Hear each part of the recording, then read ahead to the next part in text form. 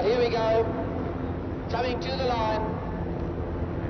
Maxey on the left of the road, and James Hunt on the right. That's the pole position as they come. There's a light they're going to watch. It's hanging over the circuit. And that'll give him Francis Tucker, who's part of the course. He's got the light switch in his hand.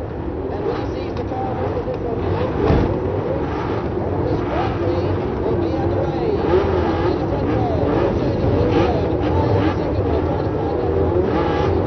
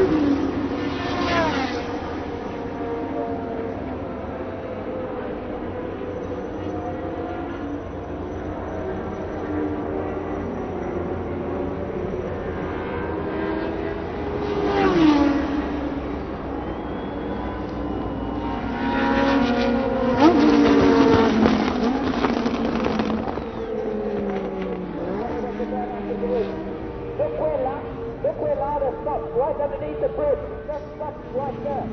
The left is over it. Right off the left on the left.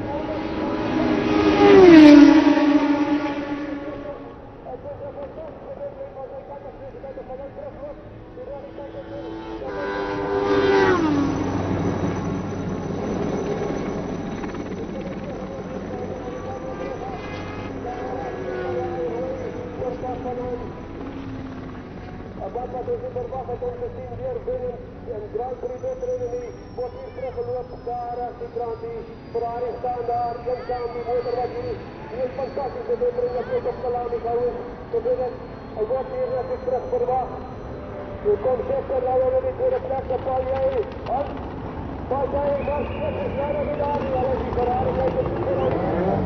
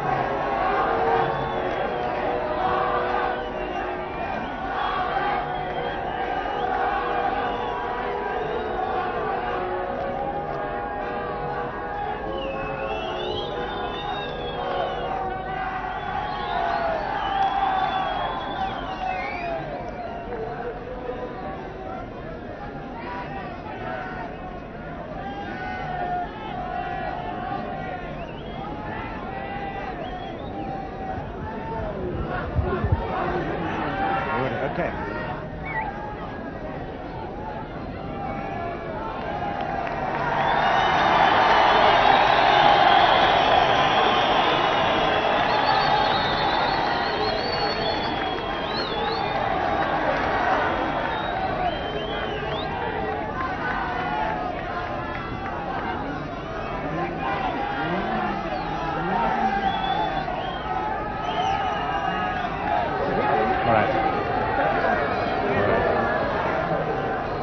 Right. We have here Niki Lauda, the winner for the second year running of the Citizen Grand Prix.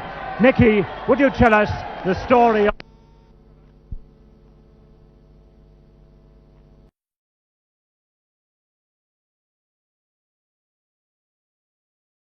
Une grille de départ avec James Hunt en pole position, 9e fois que James Hunt en pole position et 3e fois depuis le début de la saison sur 3 Grands Prix. Il est à gauche avec à sa droite Pache. Il a devancé Hunt Pache de 5 centièmes de seconde lors des essais. Puis en deuxième ligne, Lauda à gauche, De Paillet avec une voiture légèrement plus claire. Et en quatrième ligne, Scheckter, Andretti, Peterson, Reutemann. Laffite, lui, avait réalisé le 12e temps, était en 6e ligne. Suivez bien le départ, celui de Pache à droite, de Hunt à gauche et surtout de Scheckter à gauche, mais en 3e ligne, la voiture la plus sombre. Regardez bien.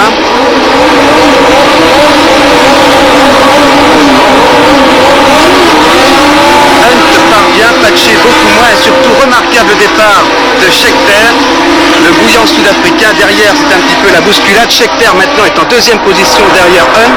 Lauda n'est que 3e, mais au freinage, Lauda se porte en 2e position.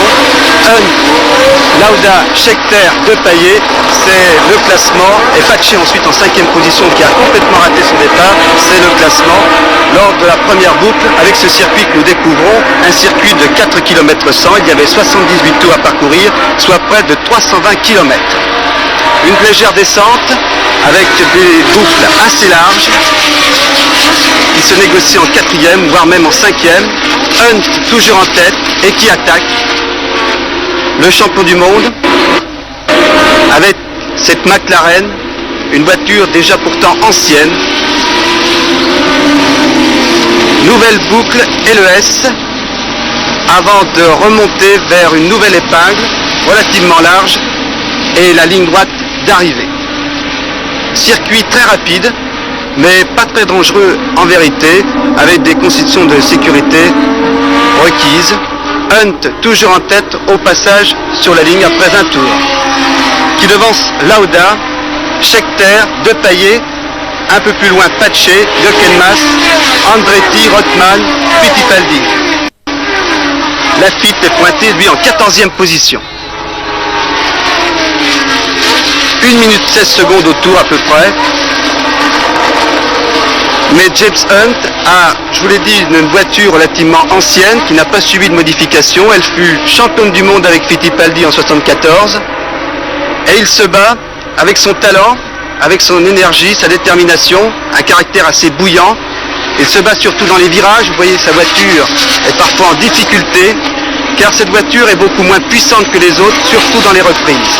Et Hunt va s'en plaindre tout au long de sa course, mais une course relativement exemplaire, je le répète, en fonction de cette voiture.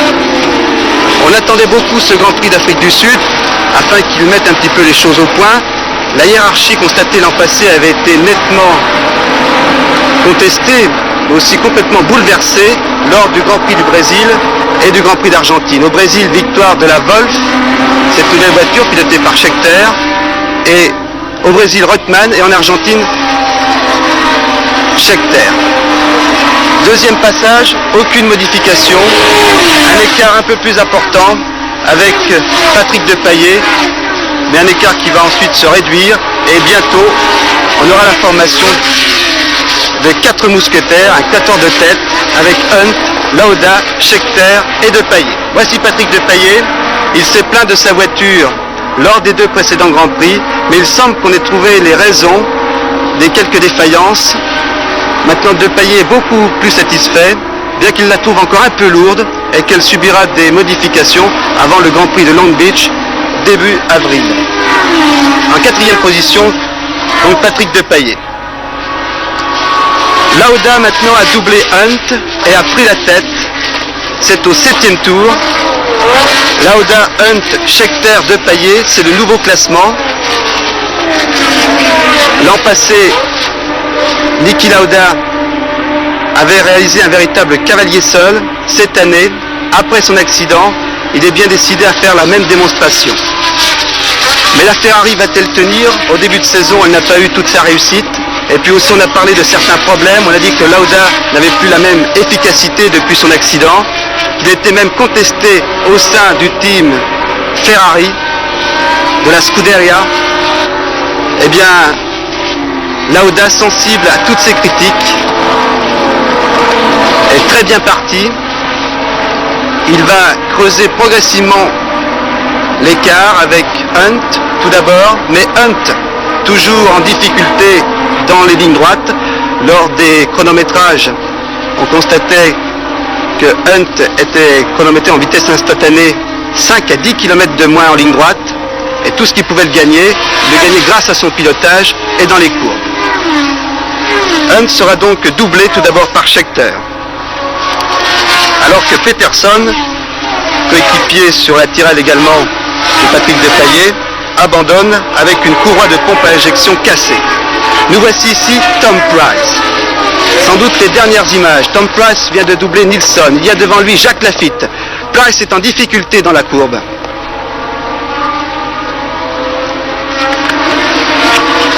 Tom Price est gallois, il pilote ici une Shadow, la même voiture que pilotait Jean-Pierre Jarier, même si elle a changé de couleur. Avant elle était noire, maintenant elle est blanche. C'est un pilote très complet, un petit peu acrobatique également. Il est âgé de 28 ans et il avait remporté une victoire en Formule 1 à Brands Hatch en 75. Lafitte le précède pour l'instant, mais ensuite Price va doubler Jacques Lafitte. Et tout d'abord une voiture qui compte pour l'instant un tour de retard, celle de l'américain Perkins. La voici. Price double, il est suivi par Nilsson et devant lui Jacques Lafitte qui va le doubler. Price se trouvera donc directement derrière Stuck et Lauda continue son cavalier seul pour l'instant. Il compte 6 secondes, 5 dixièmes d'avance sur Scheckter, passé en deuxième position. Ensuite, en troisième, James Hunt et quatrième, toujours Patrick Depailler. Carlos Pache est à plus de 12 secondes. C'est dans cette ligne droite que va se dérouler l'accident, là où les vitesses sont maximum, près de 280 km/h.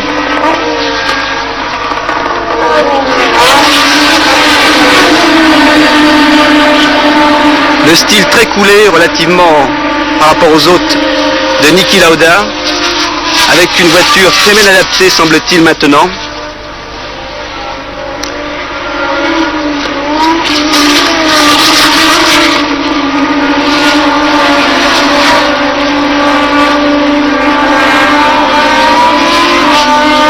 Niki Lauda en gros plan.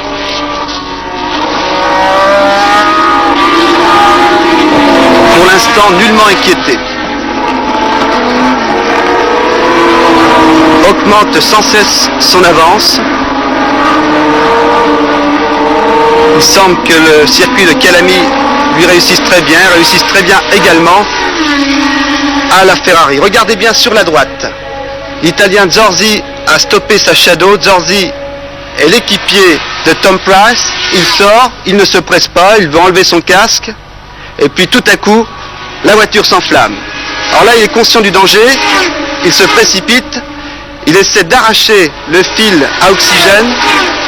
La voiture continue à brûler, mais regardez bien. Tout d'abord, il va essayer d'éteindre le contact. Voilà, vous avez vu des projectiles et un commissaire qui est arrivé. En fait, deux commissaires ont traversé, l'un avec un extincteur, l'autre sans extincteur. Celui-ci a réussi à passer, l'autre a été heurté de plein fouet par la voiture de Tom Price. On éteint maintenant la voiture de Zorzi. Nous allons revoir cette séquence. Voilà, Zorzi arrache le fil à oxygène, revient pour couper le contact, il a peur d'une explosion. Et à ce moment-là, voilà la collision avec les projectiles. Tom Price est décapité par le corps du commissaire, qui lui-même est tué sur le coup. Et la voiture de Tom Price, complètement folle, incontrôlée, va continuer sa course durant 400 mètres à 250 km/h. Jacques Laffite, qui était derrière, va la doubler dans un premier temps. Puis, au freinage, il va ralentir pour négocier la courbe, mais la voiture qui est complètement folle derrière continue à la même vitesse et va heurter la voiture de Jacques Laffite, la projeter dans les grillages. Vous voyez la Ligier à droite, la Shadow à gauche. Jacques Laffite est indemne. Beaucoup de chance pour Jacques Laffite, il nous l'a dit après la course. Vraiment, c'est une chance inouïe. Il aurait déjà bien pu connaître le même sort que Tom Price, mais également heurté bien avant, en pleine vitesse, la voiture de Tom Price. Et là, il s'en sort vraiment avec beaucoup de chance. Il faut noter que cet accident n'est pas dû à des conditions de sécurité défaillantes. Ce matin, Ken Tyrrell me disait dans l'avion « Nothing to do », voici la voiture de Tom Price. Tout du moins ce qu'il en reste. Ken Tyrrell me disait « Nothing to do », rien à faire. En effet, on ne peut pas ligoter des commissaires. C'est un accident de la fatalité, du destin. Et qui ne remet absolument pas en cause les conditions de sécurité ou bien les défaillances mécaniques. La course continue, mais elle aura quand même deux conséquences. Une pour Pache, que vous voyez ici en tête avec la voiture numéro 8, sera victime de crevaison avec les projectiles. Et puis une autre, encore plus importante, pour Niki Lauda. En effet, Lauda, qui continue tout seul, va ramasser avec sa voiture l'arceau de sécurité qui, sous le choc, a été complètement détruit et s'est retrouvé sur la route. Cela vous donne une importance de l'impact. Et Lauda va prendre sous sa voiture, alors qu'il y a maintenant un duel fantastique entre Depailler et James Hunt. Depailler a essayé de passer Hunt. Hunt a légèrement fermé la porte, c'était un peu court pour Depailler, bien que plus rapide dans les lignes droites. Hunt possède quand même beaucoup de métier dans les courbes. Un duel fantastique pour la troisième place. Il y a devant Lauda et Scheckter, mais Lauda, qui a ce reste d'arceau de sécurité sous sa voiture, va connaître des difficultés non seulement de pilotage, mais aussi pour sa voiture. Celle-ci va avoir son réservoir d'huile et d'eau percé, et il aura bien du mal à terminer cette épreuve. D'ailleurs, son avance, qui était de près de 7 secondes sur Scheckter, va réduire au fil des tours, et à la mi-course, elle ne sera plus que de 1 seconde, 1 dixième. Tout cela parce que Lauda a récupéré ce bout de ferraille sous sa voiture. D'ailleurs, je crois qu'on peut le voir à certains moments. Pour l'instant, le duel Hunt, qui précède Perkins, qui lui a 3 ou 4 tours de retard, et Depailler. Depailler double Perkins, revient sur Hunt. Nous retrouvons Niki Lauda. C'est sur le côté gauche de la voiture que nous pouvons apercevoir le morceau de fer. Lauda qui fait une course très prudente, conscient des risques qu'il est en train de courir encore actuellement.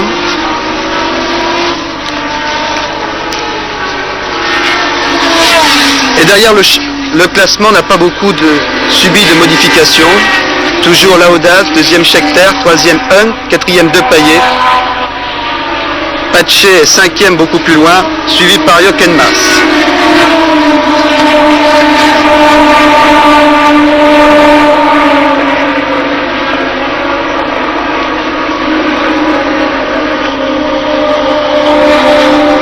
Carlos Pache, victime d'une deuxième crevaison, va donc concéder sa 5e place et va repartir avec 1 tour et demi de retard. Ce deuxième arrêt ne durera que pas plus de 25 secondes. Il faut changer la roue avant gauche. Deuxième crevaison pour Pache. La Brabham, qui s'est nettement améliorée depuis l'an passé, va subir encore quelques modifications d'ici Long Beach, avec un centre de gravité plus bas et un changement de boîte de vitesse. Pache repart, mais c'en est terminé pour sa 5e place. Pour une place du moins avec des points comptant pour le championnat du monde, lui qui cette année eh bien, amorce un certain renouveau dans le clan Brabham. Scheckter, avec cette Wolf, dont on doutait beaucoup au début de saison, qui a remporté une victoire surprise lors de sa première course, et que désormais devra figurer parmi les favoris. Et vous avez vu derrière, eh bien, Patrick Depailler est maintenant 3e, il a doublé James Hunt. Toujours dans la même portion, c'est-à-dire dans ce virage, Depailler est maintenant 3e, Hunt 4e, il y a entre les deux une voiture doublée. Belle course de Patrick Depailler. Et Ken Tyrrell rêvait beaucoup ce matin, il pensait qu'avec 2 tours de plus, Patrick Depailler aurait pu l'emporter. En effet, Lauda n'aurait pas pu tenir car il n'avait plus d'eau ni d'huile. Et Patrick Depailler reprenait une demi-seconde au tour à Scheckter.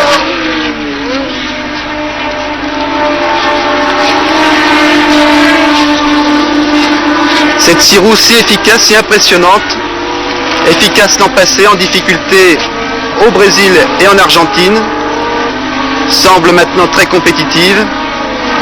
Et il faudra s'attendre à une victoire future de Patrick Depailler. Depuis 1972, le public français attend une victoire d'un pilote français. En 1972, c'était celle de Jean-Pierre Beltoise à Monaco. Et en 1971, celle de François Sever à Watkins Glen, aux États-Unis.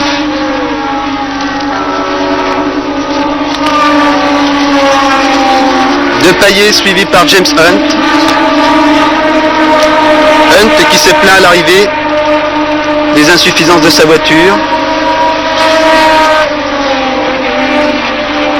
Et si le championnat du monde cette année paraît beaucoup plus ouvert, est bien évident qu'il faudra compter surtout sur Niki Lauda, qui maintenant vole vers une victoire, la première de la saison, la première depuis son accident, une victoire autant psychologique que sportive, celle du courage, de la ténacité. Un vrai professionnel, Niki Lauda.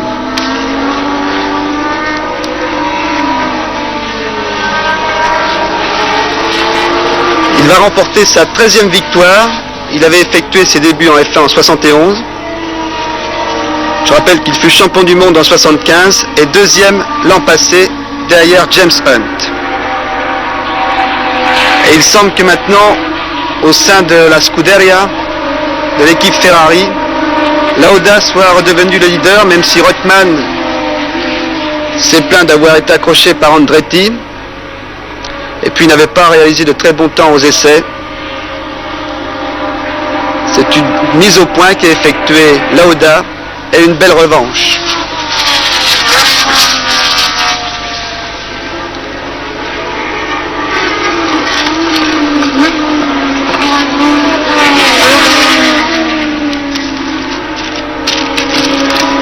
Scheckter, qui lui connaît des difficultés en fin de course, va concéder beaucoup de terrain à Lauda et il va terminer avec presque 10 secondes de retard.